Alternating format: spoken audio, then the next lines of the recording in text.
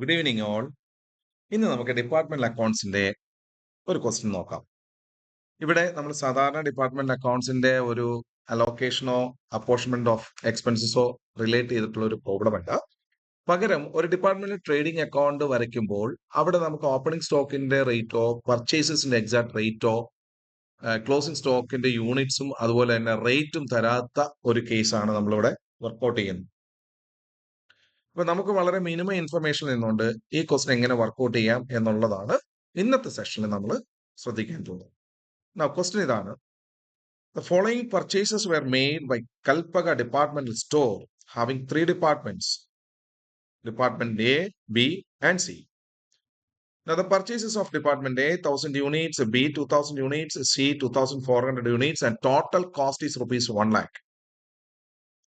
Stock on 1st January 2024 where Department A 120 units, that is opening stock, and B 80 units, C 152 units.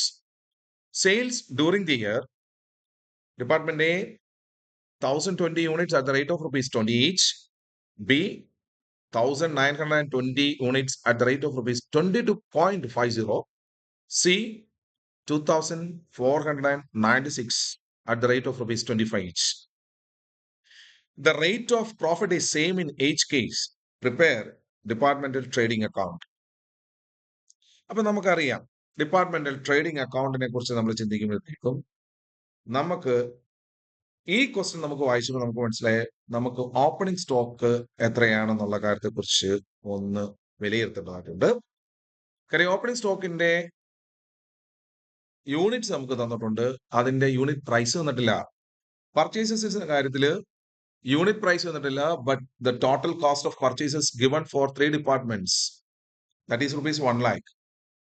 Then closing സ്റ്റോക്കിന്റെ unit തന്നിട്ടില്ല, അതിന്റെ cost price നമുക്കറിയില്ല. We need to ascertain the value of closing stock and the units as well. പക്ഷെ നമുക്കിവിടെ സെയിൽസിന്റെ യൂണിറ്റ്സും സെയിൽസിന്റെ റേറ്റും ക്വസ്റ്റിൽ തന്നിട്ടുണ്ട്. അങ്ങനെയാണെങ്കിൽ trading അക്കൗണ്ടിലെ നമുക്ക് സെയിൽസ് കണ്ടുപിടിക്കാനായിട്ട് ഒരു ബുദ്ധിമുട്ടുമില്ല. സോ എയുടെ സെയിൽസ് യൂണിറ്റ് ഇൻറ്റു റേറ്റ് വെച്ച് നോക്കുമ്പോഴത്തേക്കും നമുക്ക് ഡിപ്പാർട്ട്മെന്റ് എയുടെ സെയിൽസ് വാല്യൂ ഡിറ്റർമിൻ ചെയ്യാനായിട്ട് സാധിക്കും. അങ്ങനെയാണെങ്കിൽ ബിയുടെയും സിയുടെയും സെയിം ഫോർമുല വെച്ചാൽ നമുക്ക് ഈ പറയുന്ന സെയിൽസിന്റെ വാല്യൂ ഡിറ്റർമിൻ ചെയ്യാനായിട്ടുള്ള സാധ്യതയുണ്ട്. ഫോർമുല എന്ന് പറയുന്നത് sales unit into rate, that will give you the value, total value of sales. അപ്പൊ ഇവിടെ എക്ക് എത്ര വന്നിരിക്കുന്നത്? 20,400, B 43,200 and C it is 62,400. ഇനി ഈ ക്വസ്റ്റ്യൻ നമുക്ക് വേണ്ടത് ഈ ഓപ്പണിംഗ് സ്റ്റോക്കിന്റെയും പർച്ചേസസിന്റെയും ക്ലോസിംഗ് സ്റ്റോക്കിന്റെയും വാല്യൂ ഡിറ്റർമിൻ ചെയ്യുക എന്നുള്ളതാണ്. അപ്പൊ ആദ്യത്തെ പോർഷൻ നമ്മളെ സംബന്ധിച്ചിടത്തോളം കമ്പാരിറ്റീവ്ലി വളരെ എളുപ്പമായിരുന്നു. സെയിൽസിന്റെ എമൗണ്ട് കണ്ടുപിടിക്കാൻ ക്വസ്റ്റ്യനിൽ ഡയറക്റ്റ് തന്നിട്ടുണ്ടായിരുന്നു. ഇനി ബാക്കി കാര്യത്തിന് വേണ്ടി നമ്മൾ കുറച്ച് കാര്യങ്ങൾ ഒന്ന് ചിന്തിക്കണം. നമുക്കൊരു കാര്യം ചെയ്യാം, ക്ലോസിംഗ് സ്റ്റോക്കിന്റെ യൂണിറ്റ് തന്നിട്ടില്ലാത്തതുകൊണ്ട് തന്നെ യൂണിറ്റ് കണ്ടുപിടിച്ച് നമുക്കൊന്ന് മുന്നോട്ട് പോകാം. അപ്പൊ ഇവിടെ നമുക്ക് വർക്കിംഗ് നോട്ട്, സെക്കൻഡ് വർക്കിംഗ് നോട്ടായിട്ട് നമുക്ക് പറയുന്ന കാര്യം ഈ ക്ലോസിംഗ് സ്റ്റോക്ക് യൂണിറ്റ് കണ്ടുപിടിക്കുക എന്നുള്ളതാണ്. അത് ശരിക്കും പറഞ്ഞാൽ നമ്മൾ വാങ്ങി വെച്ചിരിക്കുന്ന സ്റ്റോക്ക്, ഓപ്പണിംഗ് സ്റ്റോക്ക് ആയിട്ടിരിക്കുന്നതിന്റെ കൂടെ വാങ്ങി വെച്ചിരിക്കുന്ന യൂണിറ്റിൽ നിന്ന് സെയിൽസ് നടത്തിയിരിക്കുന്ന യൂണിറ്റ് കുറച്ച് കഴിയുമ്പോഴത്തേക്കും ക്ലോസിംഗ് സ്റ്റോക്കിന്റെ യൂണിറ്റ് നമുക്ക് കിട്ടിയിരിക്കും. അപ്പൊ നമുക്കൊന്ന് നോക്കാം. അപ്പൊ അതിന്റെ ഫോർമുല വരുമ്പോഴത്തേക്കും purchases plus opening stock minus sales unit.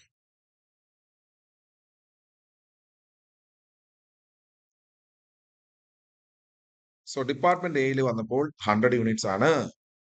Department ബിയിൽ വന്നപ്പോൾ അത് 160 യൂണിറ്റ്സ് ആണ്. ഡിപ്പാർട്ട്മെന്റ് സിയിലേക്ക് വന്നപ്പോൾ അത് 56 യൂണിറ്റ് ആണ്. അപ്പൊ നമുക്കിവിടെ ക്ലോസിംഗ് സ്റ്റോക്കിന്റെ യൂണിറ്റ് കിട്ടി. ഇതുവരെ നമുക്ക് പ്രൈസിന്റെ കാര്യത്തെക്കുറിച്ച് യാതൊരു ഐഡിയയും ആയിട്ടില്ല. അപ്പൊ നമുക്കിവിടെ പ്രൈസിങ് നടത്താൻ വേണ്ടി ക്വസ്റ്റ്യനിൽ ഒരു കാര്യം പറഞ്ഞിട്ടുണ്ടായിരുന്നു,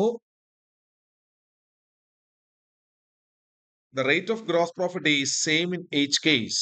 അതിനെ ബേസ് ചെയ്തുകൊണ്ട് നമുക്ക് നമ്മളുടെ ഗ്രോസ് പ്രോഫിറ്റിനെ നമുക്കൊന്ന് കാൽക്കുലേറ്റ് ചെയ്യുന്ന സാഹചര്യമാണ് ഇവിടെ വരുന്നത്.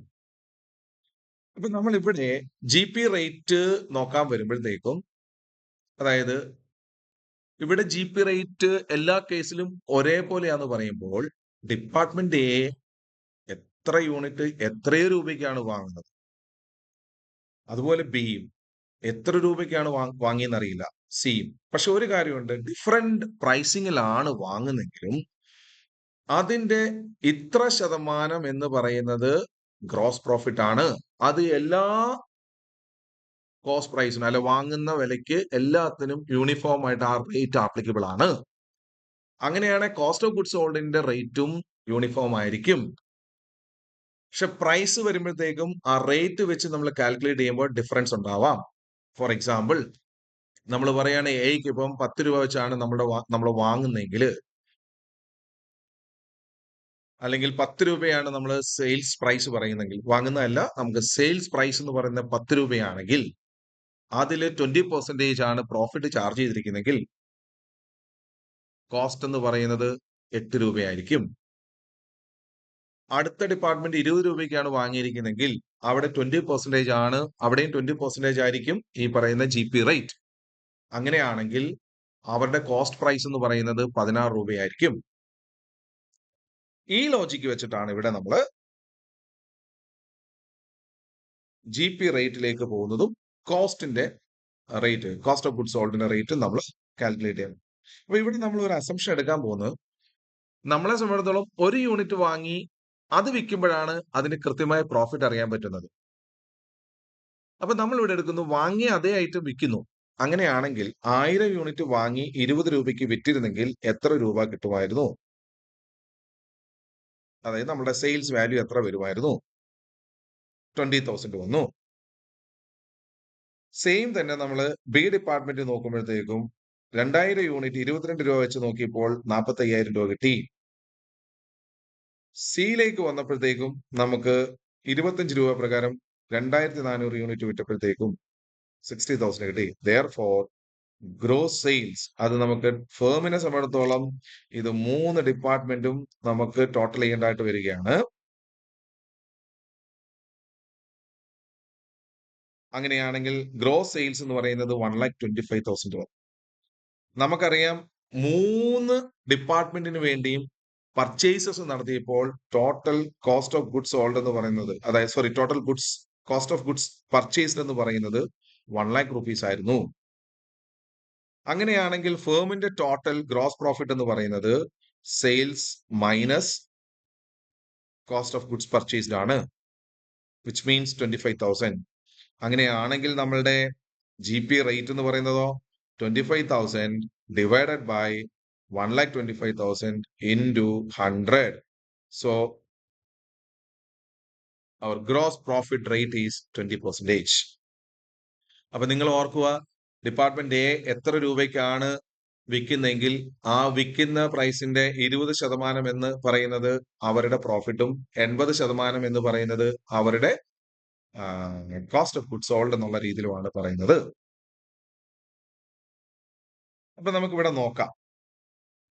എ തന്നെ നമ്മൾ ചിന്തിക്കുകയാണെങ്കിൽ 20 രൂപയ്ക്കാണ് അവർ വിൽക്കുന്നെങ്കിൽ എയുടെ കോസ്റ്റ് ഓഫ് ഗുഡ്സ് സോൾഡിന്റെ റേറ്റ് എത്രയാന്നുള്ളത് നമുക്കൊന്ന് കാൽക്കുലേറ്റ് ചെയ്യാം.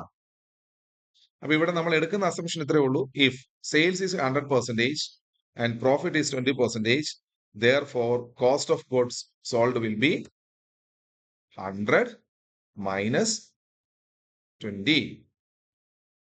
അപ്പൊ 80% ആണ്.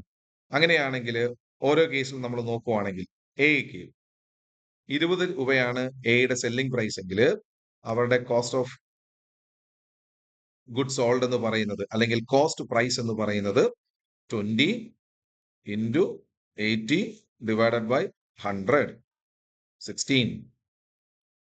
അങ്ങനെയാണെങ്കിൽ ബിക്ക് എത്ര വരുന്ന നോക്കിയേ, 18. സിക്ക് എത്ര വരുന്ന നോക്കിയേ, 20. അപ്പൊ നമ്മളെ സംബന്ധിച്ചിടത്തോളം കോസ്റ്റ് പ്രൈസ് കിട്ടി. കോസ്റ്റ് പ്രൈസ് കിട്ടിക്കഴിഞ്ഞാൽ ഞാൻ എന്താ പറഞ്ഞത് ഓപ്പണിംഗ് സ്റ്റോക്കിന്റെ വാല്യൂ കണ്ടുപിടിക്കാൻ നമുക്ക് പറ്റും, പർച്ചേസസിന്റെ വാല്യൂ കണ്ടുപിടിക്കാൻ പറ്റും, ക്ലോസിംഗ് സ്റ്റോക്കിന്റെ വാല്യൂ കണ്ടുപിടിക്കാൻ പറ്റും. വളരെ ഈസി ആയിട്ടുള്ള ഒരു പ്രൊസീജിയർ ആണ്. പിന്നെ നമ്മളെ സംബന്ധിച്ചിടത്തോളം നമുക്ക് ഈ പറയുന്ന 3 സ്റ്റേജ് മാത്രം ഒന്ന് നമ്മൾ ചിന്തിച്ചാൽ മതിയായിരുന്നു. ഏതൊക്കെയായിരുന്നു നമ്മൾ പറഞ്ഞ 3 സ്റ്റേജുകള്?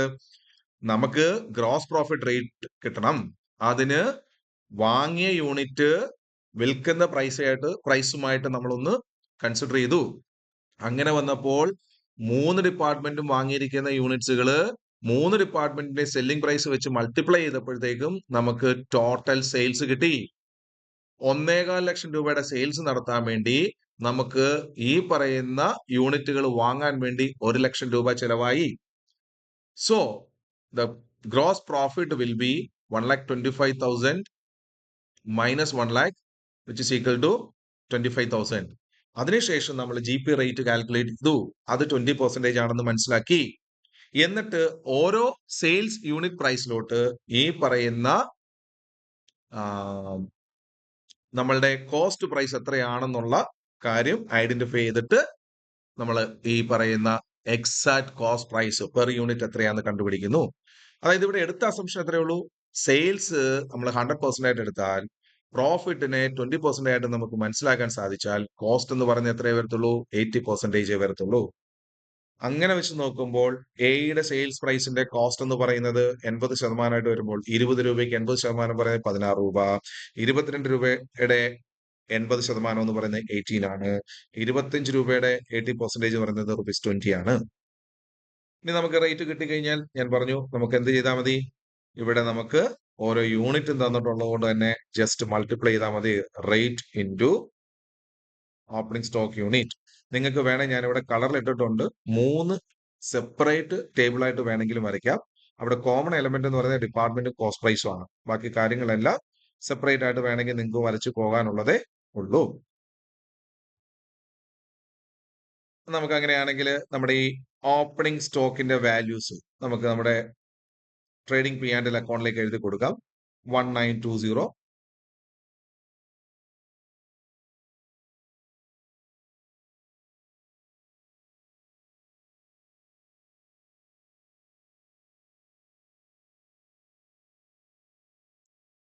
ദെൻ നെക്സ്റ്റ് വരുന്നത് 1440. നെക്സ്റ്റ് വരുന്നത് സിയുടെ വരുന്നത് 3040. ഓക്കെ, ഇനി നമുക്ക് പർച്ചേസസിന്റെ വാല്യൂ ആണ് ഡിറ്റർമിൻ ചെയ്യേണ്ടത്. പർച്ചേസസും ഞാൻ ഈ പറഞ്ഞ പോലെ തന്നെ നമുക്ക് മൾട്ടിപ്ലൈ ചെയ്യേണ്ടത് cost price into purchases units.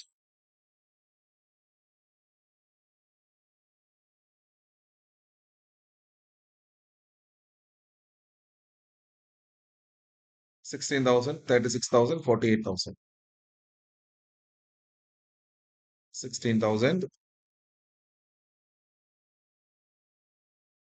36,000, 48,000.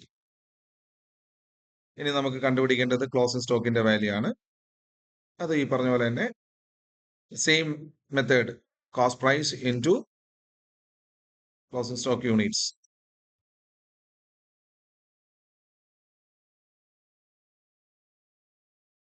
1,600, 2880, 1120. നമുക്ക് പോയി നമ്മുടെ ട്രേഡിംഗ് അക്കൗണ്ടിലേക്ക് അതും ഒന്ന് റെക്കോർഡ് ചെയ്യാം. 1600, then 2880, and finally 1120. ഓക്കെ, ഇത്രയും കഴിഞ്ഞ് കഴിഞ്ഞാൽ നമ്മൾ ചെയ്യുന്നത് എന്താണ്? ടോട്ടൽ ചെയ്യുകയാണ്. ക്രെഡിറ്റ് സൈഡ് ആണ് കൂടുതൽ.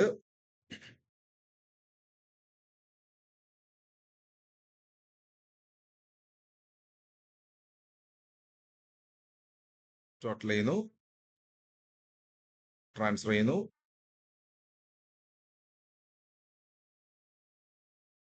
ഇനി നമുക്ക് ഇതിന്റെ ബാലൻസ് കണ്ടുപിടിക്കണം. അതാണ് നമ്മുടെ ഗ്രോസ് പ്രോഫിറ്റ് എന്ന് പറയുന്നത്. ഗ്രോസ് പ്രോഫിറ്റ്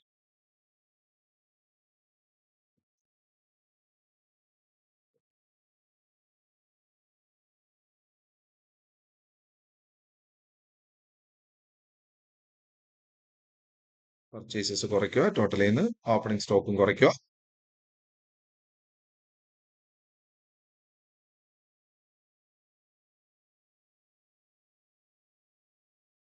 സോറി, ഇവിടെ നമ്മൾ കോപ്പി ചെയ്തപ്പോഴത്തേക്കും വാല്യൂസിന് വ്യത്യാസം വന്നിട്ടുണ്ടായിരുന്നു. I am sorry. കോപ്പി ചെയ്തപ്പോഴത്തേക്കും 22,000, ടോട്ടൽ ചെയ്തപ്പോഴത്തേക്കും വ്യത്യാസം വന്നതാണ്. ഓക്കെ. അപ്പൊ ഗ്രോസ് പ്രോഫിറ്റ് എന്ന് പറയുന്നത് നമുക്ക് കിട്ടി. എക്ക് 4080, ബിക്ക് 8640, and for C, the gross profit is 12,480. Okay, thank you.